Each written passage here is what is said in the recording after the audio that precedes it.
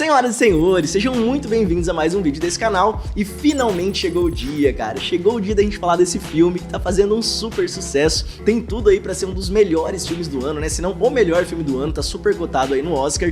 E é claro que a gente tá falando de Pobres Criaturas, velho. Na moral, cara, fui ver esse filme no cinema e ele tá simplesmente um espetáculo em todos os sentidos, velho. A cinematografia, as decisões de direção, a direção de arte, o design de produção da parada, trilha sonora, velho, tá incrível, tá uma aula de cinema e assim, especialmente uma aula do uso da linguagem pra ajudar a contar uma história. Vocês vão perceber nesse vídeo aqui, eu quero fazer uma análise, né, especialmente do uso das cores nesse filme. Eu já vou aproveitar pra dizer nesse momento que tudo que eu vou dizer aqui é baseado única e exclusivamente na minha opinião, da minha percepção pessoal do que eu vi no filme. Então, se você vê alguma coisa que eu falar aqui que você não concordar, achar que eu tô viajando, tá tudo bem, é só minha opinião, você não precisa levar como regra, beleza? Então nesse vídeo eu quero falar sobre como eu percebi que eles usaram as cores para ajudar a conduzir, construir essa história e outros elementos também aí da linguagem audiovisual que eu senti que foram usados com maestria dentro dessa produção. Então vamos começar a falar disso tudo depois da vinheta.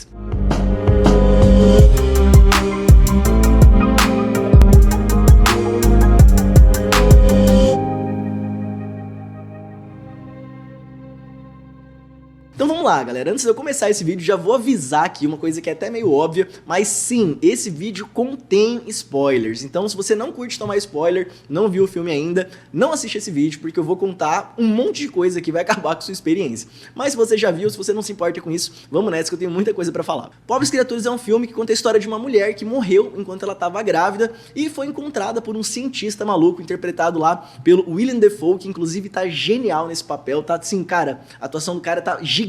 Ele já é um ator muito foda, mas nesse papel especificamente ele arrebentou, velho. Acho que eles não podiam ter escolhido um ator melhor pra fazer o papel desse cara, desse pai criador dela, né? E ele é essa figura do cientista maluco, assim, sabe aquele cara que deu a vida ao Frankenstein e tal, faz esses experimentos malucos em laboratório. E ele encontra essa mulher que morreu e resolve fazer um experimento com ela, que é pegar o bebê dela, que ainda não tinha nascido, tirar o cérebro dele, colocar no corpo dela e reviver ela. Então, olha a viagem, velho, olha a viagem que esse diretor propõe. Um cientista que pega o cérebro de uma criança, coloca no corpo de um adulto, da própria mãe, e aí a história toda vai se desenrolar em torno dessa mulher, dessa protagonista, que é uma adulta com um cérebro de criança. Então, ela já nesse corpo crescido, amadurecido, vai ter que passar por toda uma trajetória, que seria a trajetória de um bebê, né, descobrindo as coisas da vida. Claro que ela tem um desenvolvimento mais acelerado do que o costume, essa é uma premissa que o filme assume para poder desenrolar a história de forma mais rápida, mas é basicamente isso. A gente tem essa mulher com o cérebro de uma criança que tá aprendendo, descobrindo a sociedade e aprendendo a viver no meio dela, né? E aí aqui a gente já começa a perceber esse tema que é muito presente no filme, que é explorar através da trajetória dessa protagonista todos os desafios que uma mulher, né, precisa enfrentar quando ela tá ali crescendo no meio de uma sociedade que é machista. Então o filme vai criando situações para discutir uma série de tradições e costumes sociais, né, que colocam as mulheres nesse lugar de submissão dentro de uma sociedade. E claro, como essa personagem vai viver a vida dela em busca de se libertar disso tudo, especialmente como ela vai viver em busca da libertação sexual dela, que é um tema muito explorado dentro do filme. Tipo assim, é muito explorado mesmo, velho. Então, a partir disso, todo o visual do filme vai funcionar como um reflexo dessa jornada física e espiritual dessa personagem, da Bella Baxter. E não só o visual, como a trilha sonora também, saca? Inclusive, essa é uma coisa que eu achei super interessante, velho. A trilha desse filme tá muito legal, todas as composições, e ela tem essa coisa de ser uma trilha meio desafinadinha, assim, meio esquisita, sabe? Parece até que é uma criança tocando. Não é uma música desafinada, a gente percebe que existe uma harmonia ali, mas tem muito forte essa presença que parece que é uma pessoa descobrindo ali o instrumento, uma criança tocando meio descoordenada ali. E tudo isso é uma parada pra ajudar a gente a entrar nesse clima, né? Se colocar no lugar dessa personagem. Toda a história, todo o filme gira em torno dessa protagonista. Então todas as decisões visuais, de design, de produção, vão ser tomadas com o objetivo de mostrar pra gente, né, qual que é a realidade interna dessa protagonista e tentar fazer a gente se sentir no lugar dela. E aqui já vale fazer uma menção honrosa com relação ao design de produção desse filme, porque, cara, tá genial. Como o filme já tem essa proposta de ser uma parada fantasiosa, né, bem imaginativa, de um mundo fantástico, todo o cenário do filme é construído pra ajudar a criar essa sensação na gente. Então a gente tem cenários super exagerados ali, toda a ambientação ali do filme é numa era vitoriana, né, então a gente tem aqueles figurinos e aqueles cenários, tudo muito grandioso, exagerado. Isso é mais exagerado ainda através das decisões que o diretor e o diretor de fotografia tomaram sobre como filmar esse filme, né. Então a gente tem lá a presença muito marcante de lentes super grande-angulares, assim, aquelas lentes que distorcem pra caramba, né? O visual do filme, as bordas e tal. Tem uns que são tão extremas que parece que a gente tá olhando por um buraquinho, assim, né? Isso, inclusive, é uma coisa que o diretor de fotografia fala, né? O Robbie Ryan. Was keen on trying to do this time was to get a sort of a vignetted wide lens to create a kind of a porthole sort of feel so that you're looking into another world. It gives that sense about it. É como se a gente estivesse no papel de uma pessoa que tá espiando uma coisa fantástica que acontece em outro universo, uma outra dimensão, né? Pra deixar claro, assim, né? Ele sublinhar essa questão de que nós não estamos no mundo real, a gente tá no mundo fantasioso. Então eles foram encontrando várias maneiras de mostrar isso pra gente, né? Desde essa construção dos cenários, dos céus super coloridos, assim, especialmente com a presença de um roxo exagerado, sabe? Esse roxo que é uma cor que a gente associa com coisas não físicas, né? O roxo é uma cor que tá ligada àquilo que não é desse mundo real, do mundo material. Então, a gente tem também uns animais ali, né? Que o pai dela, o cientista maluco, cria, velho. Uns animais que é uma mistura de um com o outro, umas loucuras, assim, que vão dando essa vibe desse mundo fantástico pra gente, sabe? E aí, falando um pouco mais sobre os visuais do filme, a gente tem um ponto interessante aqui, cara, que eu achei muito legal, que inclusive levanta uma bola massa pra gente debater, especialmente pra galera que curte color grading, tá querendo entender, né, velho, um pouco mais sobre como um colorista pensa no filme, como o visual de um filme é pensado, que é o seguinte: esse filme ele é dividido em 3 partes. A gente tem uma parte inicial lá, a parte do desenvolvimento e os desdobramentos finais. E para cada uma dessas partes, os diretores escolheram trabalhar com estéticas diferentes, né? Uma coisa interessante sobre o filme é que ele foi todo feito com película, então ele foi rodado em película, e eles tomaram decisões específicas com relação de qual película eles iam usar em cada parte do filme. Então, na primeira parte do filme, a história é toda feita com filme preto e branco, então eles rodaram com filme preto e branco. A parte do meio do filme, né, o desenrolar do filme, eles rodaram com um Kodak Ektachrome, então traz essa identidade super saturada, vibrante, com contraste rico, né, os pretos fundos e tal. E a última parte do filme eles rodaram com um Kodak Vision 3 500T. Então, olha que interessante, velho. E isso é uma coisa que eu acho legal da gente falar aqui, que assim, uma coisa que me perguntam muito no Instagram, quando eu abro uma caixinha e tal, é a galera, especialmente coloristas que estão começando, galera que tá se interessando por esse mundo, a galera fica naquela dúvida: cara, como é que eu crio um visual e eu passo esse visual de maneira consistente para todo o filme? Como que eu crio uma unidade para um filme?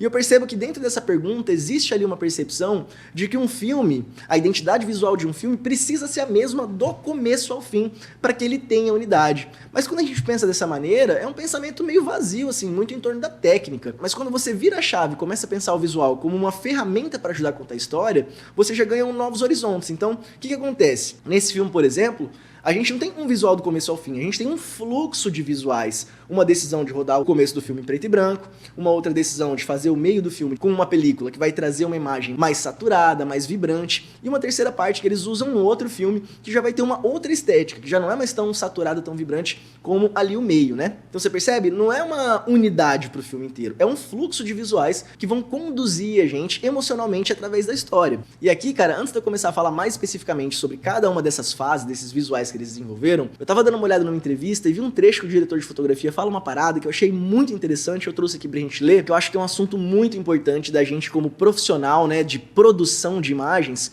pensar, ter em mente quando a gente tá pensando no nosso próprio trabalho. Que ele diz o seguinte: pushing or pulling it at the lab weren't necessarily the right things to do, and we learned as we went along that the look we liked the most was best rendered through the on-set lighting. O que ele tá dizendo aqui, né? Ele tá falando o seguinte: pushing or pulling, que são processos que a gente faz no laboratório para aumentar um pouco mais o contraste de um visual ou para deixar ele um pouco mais contido. Fazer isso no laboratório não era necessariamente a melhor decisão que a gente podia tomar. E a gente entendeu durante o processo que o visual que a gente gostava mais era melhor alcançado quando a gente fazia isso através da iluminação dentro do set. Então olha isso, cara, uma super produção que com certeza já estava contando com um processo, uma etapa intensa de color grading.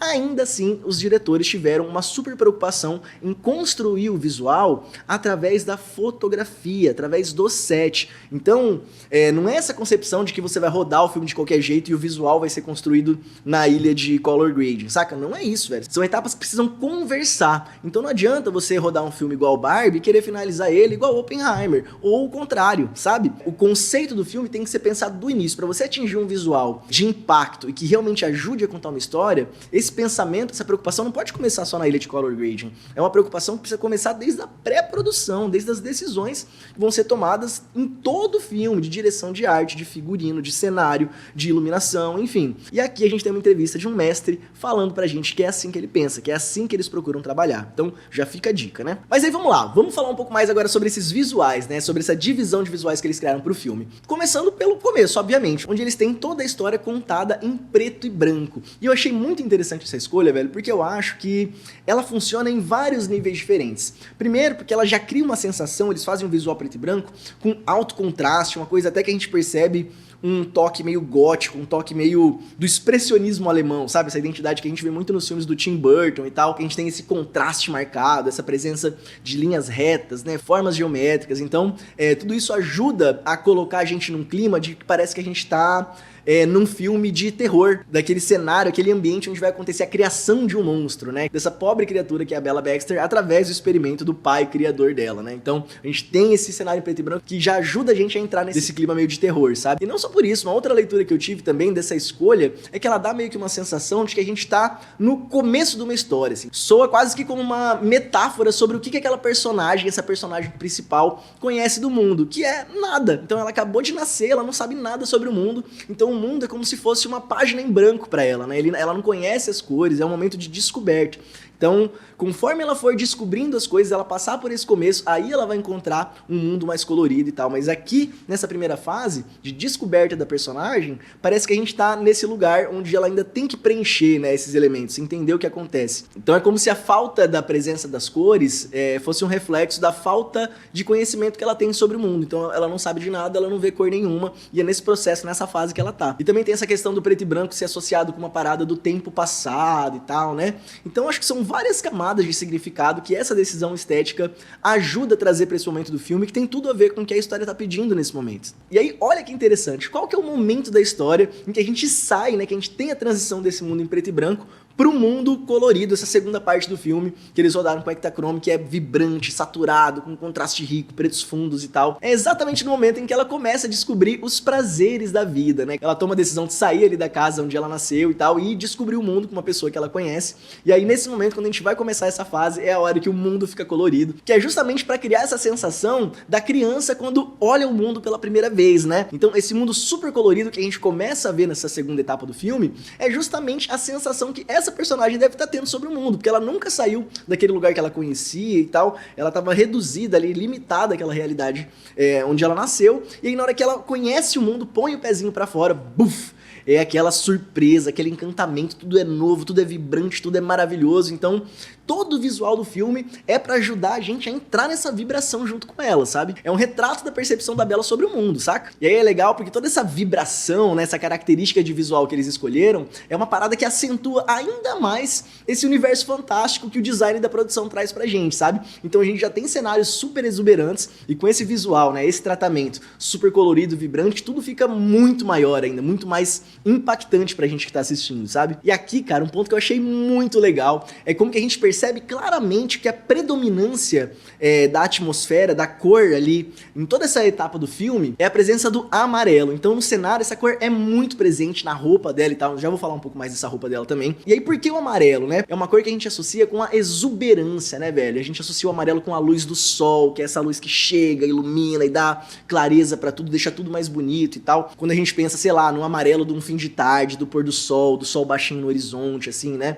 Então, é uma cor que eleva o nosso estado emocional. Ao mesmo tempo que o amarelo também é uma cor que a gente associa com obsessividade. Eu já falei disso aqui em outros vídeos, né? Quando a gente pensa, sei lá, num personagem, por exemplo, da Kill Bill, que ela veste lá, aquela mulher com um desejo de vingança cabuloso, que tá indo em busca de matar a galera, e a roupa que ela usa é amarelo, né? Especialmente o amarelo combinado com o preto, que é uma combinação que o ser humano já tá programado pra entender como perigo, né? O amarelo com preto é uma cor que desde os tempos ancestrais, né, a gente via lá em sapo venenoso, em cobra, em aranha, enfim, animais peçonhentos que atacavam ou para matar ou para incapacitar. Então o ser humano já é programado geneticamente para acender um alerta de perigo quando a gente pensa nessa cor. Não só isso, como também o amarelo tem uma característica de ser uma das primeiras cores que o olho humano enxerga, uma cor que vem para o primeiro plano, né?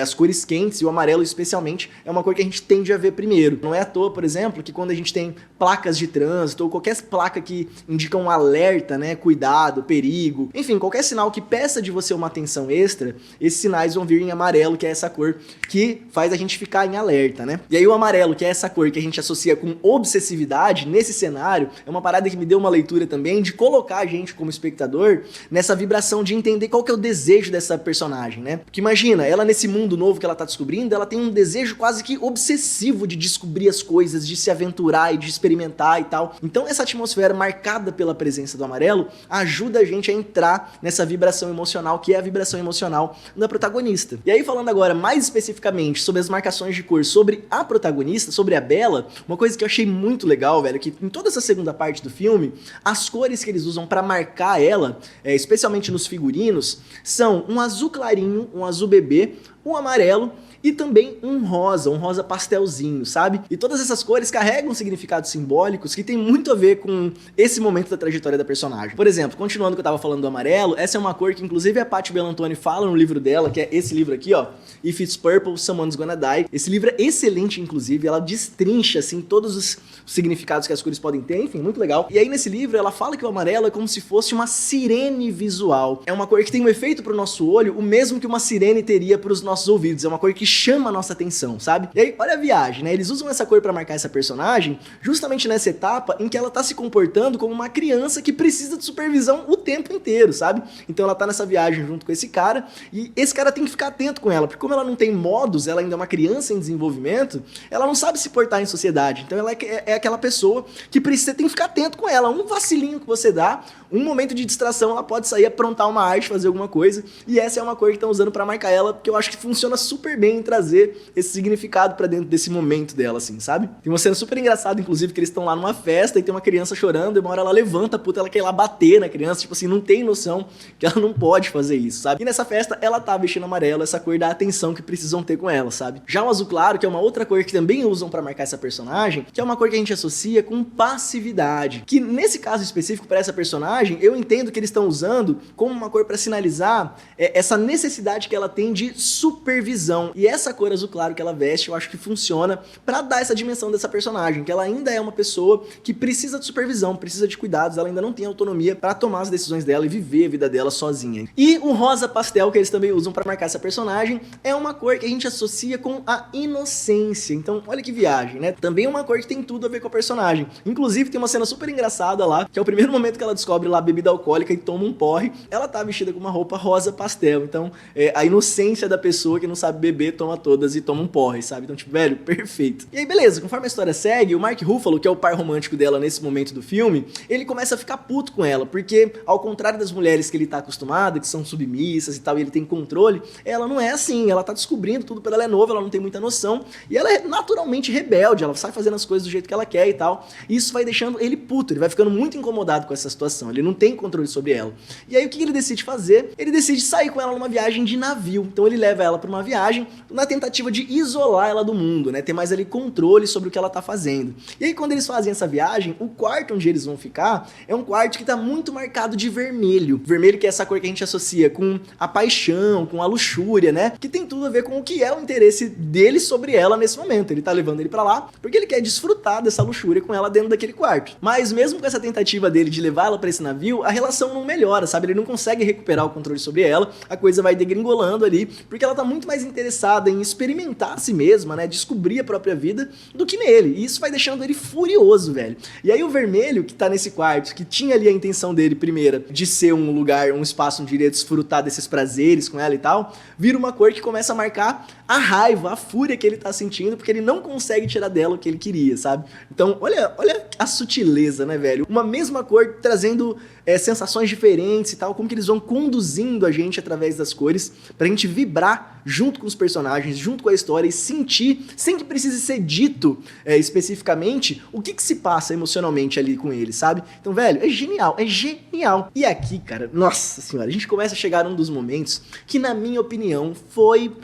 cara, uma das sacadas mais geniais que eles tiveram no uso das cores dentro do filme, velho. Tipo, quando eu vi a primeira vez, eu falei, mano, não, muito genial, que é usar uma mesma cor pra trazer significados completamente opostos. Que é o seguinte, dentro desse navio, cara, ela conhece um casal que ela começa a fazer amizade com esse casal. É uma senhora lá e um maluco. E numa dessas que eles estão conversando, esse maluco fala pra ela que ela não conhece o mundo do jeito que o mundo realmente é. Ela tá ali presa numa bolha e tal. E convida ela pra sair com com ele pra ele mostrar como que o mundo é de verdade. E aqui, cara, olha a maestria desses caras. Essa sequência inteira é marcada pelo laranja, é uma sequência monocromática, a gente só vê a cor laranja nessa sequência. E aí qual que é a do laranja, né? O laranja é uma cor que a gente associa prioritariamente com emoções positivas, especialmente quando a gente fala de ambientes internos. Então quando a gente entra num lugar e esse lugar é predominantemente laranja, é uma cor que dá uma sensação pra gente de aconchego, de conforto, de um espaço convidativo. Enfim, de forma geral, é uma cor que tá ligada a sentimentos positivos, reações positivas que a gente tem com ela, né? Porém, também existem situações onde o significado do laranja pode ser diferente, como por exemplo em ambientes externos. Se você pensa aí em Blade Runner, a gente tem toda uma sequência lá que acontece num espaço com uma atmosfera completamente laranja, e é um espaço externo. Então, olha a viagem, o laranja, ao mesmo tempo que em ambientes internos ele traz uma sensação positiva de aconchego, em ambientes externos ele é uma cor que está associada a poluição, uma atmosfera que é insalubre para a vida dos seres humanos. Não é um lugar onde os seres humanos conseguem viver de maneira saudável. Para levar lá nesse passeio, eles pegam um bondinho e aí a gente vê esse bondinho passando, né? Em todo esse cenário, essa paisagem dominada pelo laranja. E uma coisa que você consegue reparar nessa paisagem do bondinho, velho, se você olhar com atenção no céu que tem atrás do bondinho, você repara que eles colocaram, velho, um pedido de like. Peguei você, né, velho? Você não tava esperando esse pedido de like. Tenho que pegar vocês assim desatentos pra ver se eu consigo convencer os abençoados a clicarem no botãozinho de like, que não custa nada pra você. É o seguinte, velho, vamos fazer um acordo? Se esse aqui é o primeiro vídeo que você tá vendo no canal, tudo bem, não quer dar o like é uma coisa que vale, tem um peso pra gente, eu entendo. Mas, pô, se você é um frequentador desse canal, já consumiu mais de um conteúdo, vem aqui com frequência, quebra essa pra nós, velho. Clica no like, não pesa, não custa nada pra você e pra gente ajuda demais. Se você quiser ajudar mais ainda, se inscreve no canal. Pô, a gente tá aqui, ó, fazendo esse esforço pra trazer conteúdo toda semana pra você poder aproveitar. Então, se você se inscrever, você vai ficar sabendo sempre que tiver conteúdo novo aqui no canal. E claro, né, velho, se você tá gostando de tudo que você tá vendo aqui, aproveita pra me seguir também lá no Instagram, velho. Aqui a gente tem uma frequência de um vídeo por semana, mas no Instagram, todos os dias, tem conteúdo novo falando sobre Color. Então, se você gosta do conteúdo que tem aqui, você com certeza vai gostar do conteúdo que eu posto lá também, tá? E claro, se você curte Color Grading, gostaria de mergulhar nesse mundo, se profissionalizar de verdade, já te convido também a conhecer o meu curso, o Color Grading Lab. Lá você vai aprender do básico ao avançado para entregar materiais de altíssima qualidade, independente do equipamento que você tiver na mão. É um curso em que você vai aprender muito mais do que só apertar botão dentro da ferramenta. Você vai aprender a ter um olhar artístico, saber olhar para uma imagem e pensar o que você gostaria de fazer com ela, para que ela ajude a contar uma história, aumente o impacto do filme e, claro, encante os seus clientes, né? Mas vamos lá, vamos voltar pro vídeo. E eles chegam em um restaurante. Aí eles estão lá dentro desse restaurante super chique, super laranja ainda, aconchegante e tal, gostoso. E eles estão lá tomando um café. E enquanto eles tomam esse café, a gente escuta uns sons estranhos vindo de lá de fora. E aí ela se pergunta, nossa, mas que som é esse? Aí ele chama ela pra ir lá fora pra ver o que tá acontecendo. Eles vão até a sacada desse bar e quando ela olha pra baixo, cara, ela enxerga o retrato da pobreza e da miséria, que é um monte de gente, um monte de criança morta, pessoas miseráveis, passando fome, sofrendo com calor, e ela fica completamente chocada com aquilo, velho. Então, olha a sacada, velho. Dentro de uma mesma sequência, um visual monocromático, laranja como cor predominante, essa mesma cor em um momento tá significando a riqueza e o conforto, e de repente, quando eles andam um pouquinho, esse mesmo laranja já é uma cor que simboliza a miséria e a agonia que essas pessoas estão vivendo. Mano, para, velho. Isso é genial, isso é maestria, isso é uma aula, velho. É uma aula do uso das cores pra ajudar a contar uma história, velho. É uma mesma sequência, é monocromático, uma mesma cor, com significados completamente opostos. E, velho, essa cena ficou linda, linda. E é justamente nessa cena em que a Bella, a protagonista, tem um primeiro grande choque de realidade, fica completamente chocada com aquilo. Ela fica muito abalada por aquilo que ela viu, e daquele momento em diante, ela nunca mais vai ser a mesma. E é justamente aqui em que essa fase intermediária, né, essa segunda fase do filme termina, e a gente começa a entrar na reta final, onde a gente vai ter os últimos desdobramentos dessa história. E aqui é uma coisa que eu não tenho certeza, não consegui encontrar essa informação na internet, nas minhas pesquisas, mas eu acho que é nesse momento, na hora que termina essa sequência do choque que ela tem ali, a gente vai pra essa última parte do filme, que rola essa troca do Kodak Ektachrome pro Kodak Vision 3 500T, porque a gente percebe visualmente uma mudança muito grande no filme. Enquanto nessa segunda parte, a gente tava com esse amarelo predominante, cores quentes, super vibrante e tal, Depois que ela toma esse choque de realidade, o filme segue numa outra cidade, eles vão pra Paris. E aqui nesse cenário, velho, a atmosfera é completamente diferente. Acabou todo aquele calor, a gente tá num mundo muito mais frio, muito mais dominado pelo azul, que é um reflexo desse novo momento da trajetória emocional que a protagonista tá vivendo. E a partir desse momento do filme, velho, uma coisa que eu achei muito interessante é que a partir de agora, a gente não vê mais a Bella usando roupas azuis claras. Essa é uma cor que não existe mais dentro dessa personagem, que é justamente a partir do momento da história que ela deixa de ser submissa, ela não responde mais a ninguém. Aquela relação que ela tinha com o Mark Ruffalo, que era o parceiro dela, acabou, ela já não quer mais nada com ele, então ela ficou dona de si. Então esse azul não existe mais, acabou aquela falta de autonomia que ela tinha. A única cor que a gente continua vendo nela é o amarelo, que é essa cor da ousadia, dessa obsessividade e dessa disposição pra aventura que essa personagem tem. Aí o filme vai se desenrolando e a Bella decide voltar pra casa, reencontrar o pai barra criador dela, né? Enfim, se reconectar com as origens dela. Ela saiu, deu o rolê dela no mundo, agora ela quer voltar pra casa. E nessa última etapa, são os primeiros momentos que a gente começa a ver a Bella vestida de roupa preta, que é uma maneira de sinalizar essa seriedade, esse amadurecimento que ela foi conquistando, que ela foi ganhando ao longo da trajetória dela, né? Aí ela volta pra casa, tá acertando ali os pontos da vida dela, e nesse momento rola mais uma reviravolta, que é o marido antigo dela, né? O marido que era marido antes dela morrer e passar por esse experimento ser revivida, aparece de volta, descobre onde ela tá e vai se reencontrar com ela, vai chamar ela de volta pra viver junto com ele.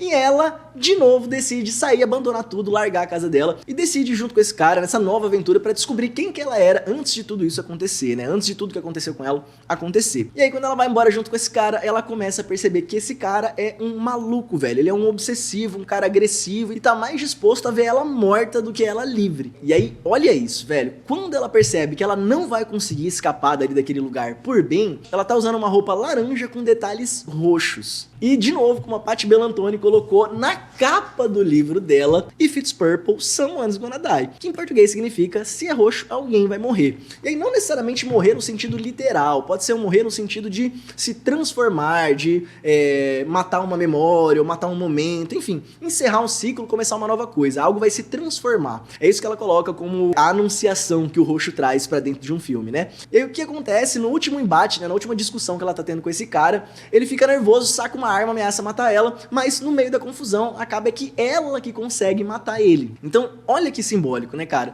Esse cara morre e junto com esse cara morre também qualquer desejo que a Bella tinha de retomar a vida passada dela. Então ela tava vestindo esse roxo que anuncia que algo vai morrer, mas não é ela que perde a vida. O que perde a vida é o maluco que tava querendo prender ela e o desejo que ela tinha de ser qualquer outra coisa do que ela se tornou depois de passar por tudo que ela passou ao longo do filme. E é isso, gente. Aqui eu termino a minha humilde análise desse filme, que na moral, velho, tá uma obra de arte, uma aula do uso da linguagem pra ajudar a contar uma história. Eu realmente gostaria, cara, que com esse conteúdo vocês conseguissem ter essa dimensão de que pensar um visual de um filme é muito mais complexo do que essa coisa rasa que a gente costuma ver por aí, sabe? Tipo, eu vou fazer aqui um visual teal and orange porque eu acho bonitinho. Velho, isso é raso. Quando você pensa num visual de alguma coisa só porque você achou bonito, sem um propósito, sem uma justificativa narrativa por trás, é um desperdício de oportunidade de tomar decisões que realmente teriam um propósito, funções narrativas dentro de uma história. Então, esse filme aqui, a análise que eu trouxe desse material hoje é justamente para ajudar a criar essa dimensão na cabeça de vocês que estão vendo, sabe? Que pensar o visual de um filme vai muito além de pensar num look X, num look Y, uma cor assim, ou tal técnica. Não é sobre a técnica, é sobre o impacto emocional, cara. Como fazer, os botões que você tem que apertar é um detalhe. A grande sacada do colorista é saber pensar a imagem, pensar uma narrativa, pensar uma estética que vai ajudar a contar aquela história, sabe? E esse filme aqui é uma excelente aula pra gente entender como fazer isso de maneira brilhante, sabe? E é isso, gente. Espero que vocês tenham gostado. Se você tá curtindo esse tipo de conteúdo de análise, eu vou te indicar esse outro conteúdo aqui, ou esse aqui, enfim, vai aparecer aqui de algum dos dois lados, que é um outro vídeo de análise que eu fiz sobre aquele clipe The Pretender, do Foo Fighters, que é um clipe que é um dos meus favoritos dessa banda, e nesse vídeo é mais curtinho do que esse, você vai ver uma análise que eu fiz lá, das sacadas, né, que eu percebi que eles tiveram, que foram geniais também. Mas se você tiver a fim de ver um conteúdo agora um pouco mais técnico, eu tenho esse tutorial, não sei de qual lado tá de novo, enfim, um tutorial que eu fiz a semana passada, e que eu mostro a técnica Split Toning, que também é uma das técnicas mais antigas do cinema, vem lá da época do cinema analógico e tal, que é super simples de aplicar e que tem resultados super impactantes dentro do material. Então, é isso, cara. Espero que você tenha gostado desse vídeo e te vejo na próxima.